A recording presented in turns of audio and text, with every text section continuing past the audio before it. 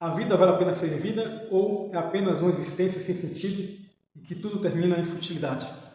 Nós estamos nessa série de mensagens sobre qual é o sentido da vida e com base nós estamos estudando o livro do Eclesiastes, que fica depois de Provérbios, e o autor o rei Salomão. E logo nos primeiros versículos ele lança essa questão, ele lança esse tema, e o tema do livro de Eclesiastes é: qual é o sentido da vida?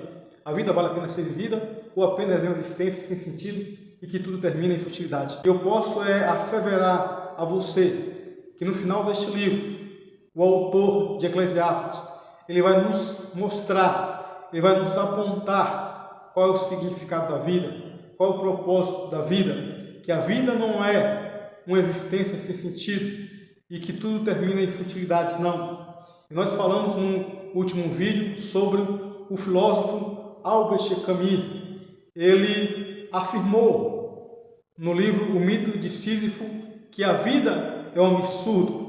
E por que ele afirmou que a vida, a existência humana é um absurdo? Porque o ser humano, a raça humana, ela vive nesse universo, ela vive nesse mundo e na sua alma há um conflito, no seu espírito há um conflito, na busca por sentido, na busca por um propósito. E o mundo no qual o homem vive, no qual a raça humana vive, não oferece um significado, não oferece um sentido. E, portanto, a vida é um absurdo, afirmou Albert Camus, o filósofo, nascido em 1913 e faleceu em 1960.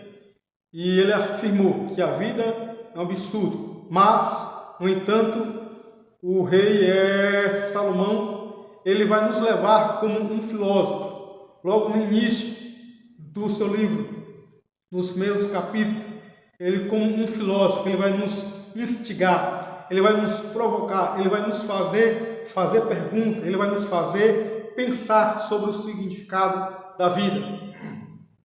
E no versículo 3 ele diz, de Eclesiastes capítulo 1, verso 3, ele diz: que proveito tem um homem de todo o trabalho que se afadiga debaixo do sol?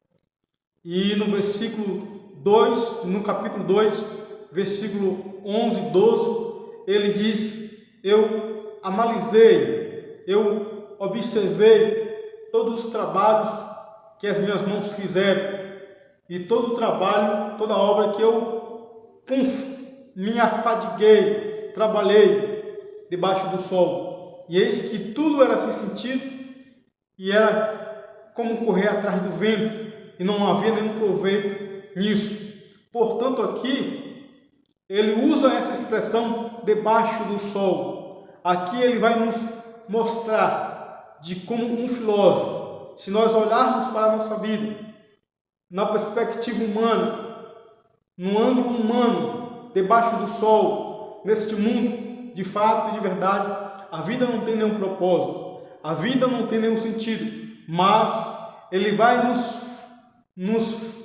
no final do livro, nos últimos capítulos, ele vai nos levar a olhar para além do sol, acima dos céus. E aqui está a resposta. Qual é o significado da vida? Qual é o propósito da vida? É nós dar ênfase, é valorizar as coisas que os nossos olhos não veem, as coisas que os nossos sentidos físicos não podem sentir, e as coisas que os olhos não veem, que o nosso sentido físico não pode sentir, são as coisas celestiais, são as coisas de Deus.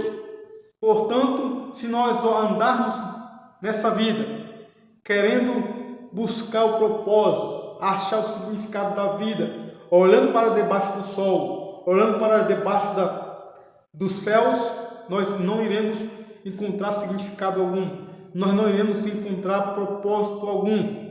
Portanto, o autor de Eclesiastes, ele vai usar essa palavra debaixo do sol por cerca de 27 vezes, que se nós, a raça humana, o ser humano, persistir, insistir em querer achar um sentido para a sua vida, um propósito para a sua vida debaixo do sol, não vai encontrar, porque tudo aqui vai ter um fim, tem um tempo determinado. E por isso ele, no final do livro, ele vai nos levar a olhar para acima do sol, para acima dos céus, ou seja, para as coisas eternas, para as coisas que